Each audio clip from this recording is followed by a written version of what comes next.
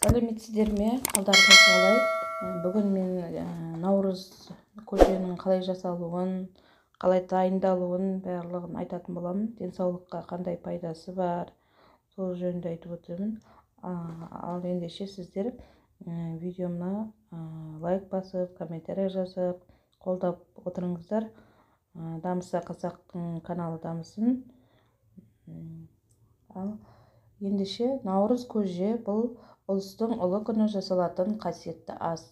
Оған тары, арпа, бидай, бұршақ, күріш сияқты 7 түрлі дән мен ақ қосылады.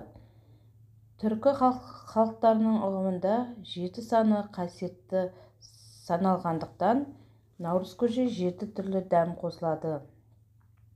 Оған қоса ол тоқшылық пен ырыс құттың жоралғысы.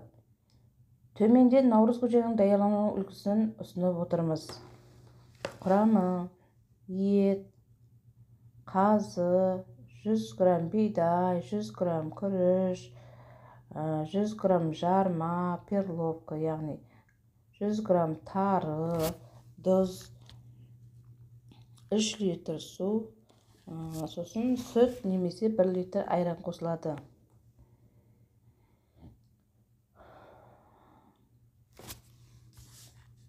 Яғни наурыз көже дайындау әдісі. Наурыз көже дайындау кезінде етті бірінші жуып, әбден тазалап, қазанымызға суға салып қайнатып аламыз. Су бір қайнағанда көбігін алып тұздаймыз. Ет піскенше отын басып қоямыз. Күріш, бидай, жарма, тарыны қосып пісіреміз. Барлығын піскен соң айранды немесе сүтімізді, мен өзім көбінесе сүт қосамын. Кейбір кісілер айран қосады, оған қасына құрт езіп суға салып қойып, ол құртты да қосып жатады. Барлығы піскен соң сол осы айранымызды, ағымызды құятын боламыз. Сол барлығын араластырып келген кісілерге ұсынатын боламыз. Сіздерде наурыз көжені қалай дайындалады? Бізде Қазақстанның барлық аймақтарында біркелкі дайындалып жатпайды. Әрқайсының өзінің ұлты бар. Оңтүстіктің өзінше, солтүстікте, мысалы батыста, шығыста әрқайсысы әртүрлі дәндерді қосып дайындап жатады. Бізде осындай осылай жасалып жататын. Негізі денсаулыққа пайдалы, өте жасап көріңіздер, ішіңіздер. Бұл өте пайдалы, витаминдері мол.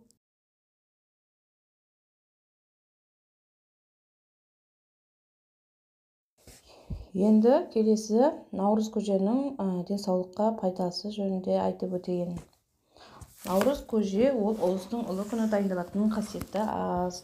Оның қасиеттілігі мерекелік ас болғанында емес, адам ағзасына берер қуаты мен нәрінде.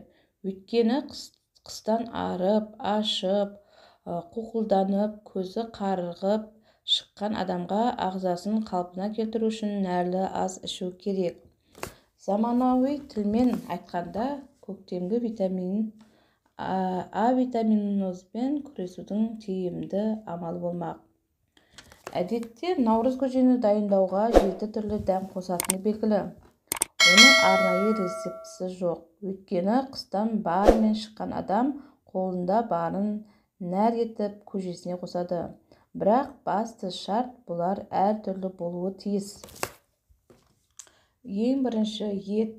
Наурыз көженің басты тағамы ол ет.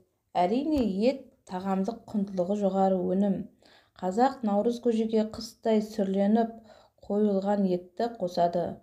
Мұндай еттің құрамында амин қышқылы мол болады. Оның әлсіреген ағзаға пайдасы мол. Кейде бабаларымыз наурызда мал сойып, соның басы мен етін көжеге салатын болған. Еттің құрамында су 73-77%, ақуыз 18-21%-ға дейін болады. Май 1-3-ге дейін пайыз, 1 мен 3-тің аралығындағы пайыз.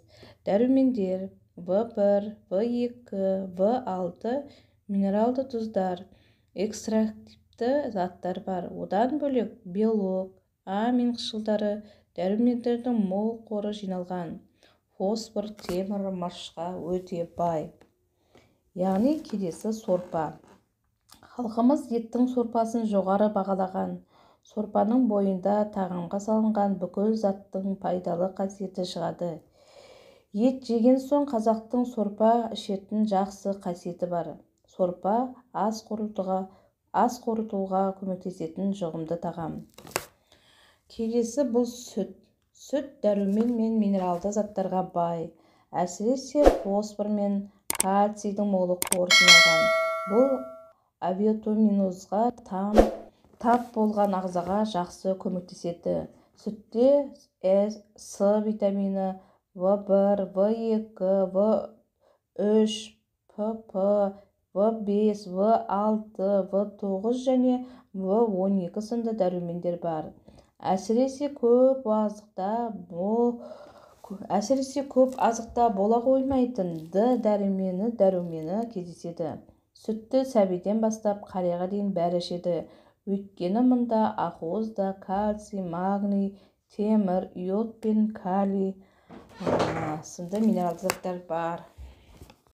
Сүт барынша майлы болған сайын соншалықты дәмді әрі пайдалы затқа байып келеді. Адамның сүйегін қатайтып, асқазан жұмысын жақсартуды, иммунитетін көтереді. Жарма, арпа бидай ас екен дейді халқымыз. Арпада қанның гемоглобинін жақсартатын пайдалы заттар болады. Ал бидайда кальций, калий, магний, темір, фосфор сынды минералдар бар. Күріш, тары, бидай, арпаның қайсысын алсаңыз да жұғымды, калориялы көмірсуға бай келеді. Тамақ құрамында көмірсу болмаған жағдайда тамақтағы май толық сіңбейді де денсаулыққа зиян келтіреді. Көмірсу өсімдік өнімдерінде өте көп, сонымен қатар сүтте, бауырда болады.